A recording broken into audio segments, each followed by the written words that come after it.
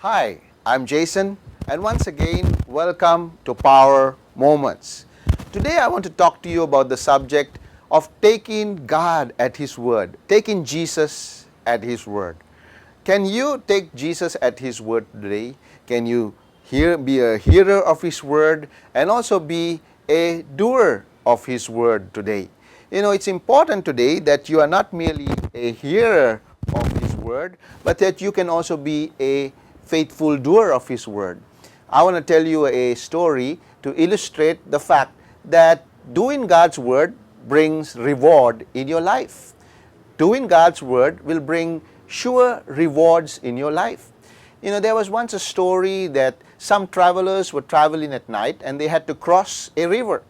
And while they were crossing this river at night, there was a voice that came to them that said, "Reach down into the river and grab some rocks and put them in your pocket.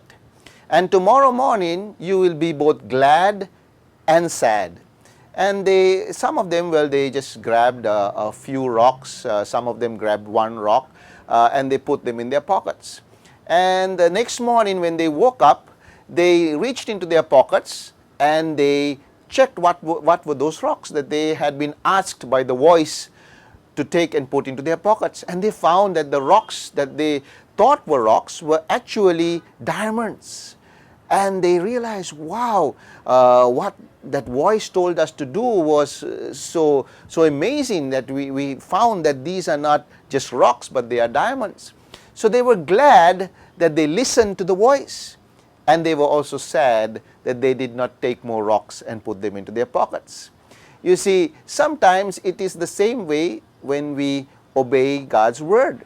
God's word has always the promise of reward, that whenever we choose to wholeheartedly obey God's word, there is always a reward. James chapter 1, verse 25 says this, "He who looks intently into the perfect law that gives life and does it, not forgetting what it says, but doing it, he will be blessed in what he does." So it says, he who looks into the law intently and does what it says, he will be blessed in what he does. There is a promise of blessing to the doer, not just to the hearer. So when we hear God's word, it is so important to take God at His word, to cherish it in our hearts, and to go out and truly do God's word in our life. And there is a promise to you, you who are a doer of God's word, that you will be blessed in what you do. So I want to challenge you today, brethren, you who are watching this, be a doer of God's word in your life today. God bless you, and thank you for watching Power Moments.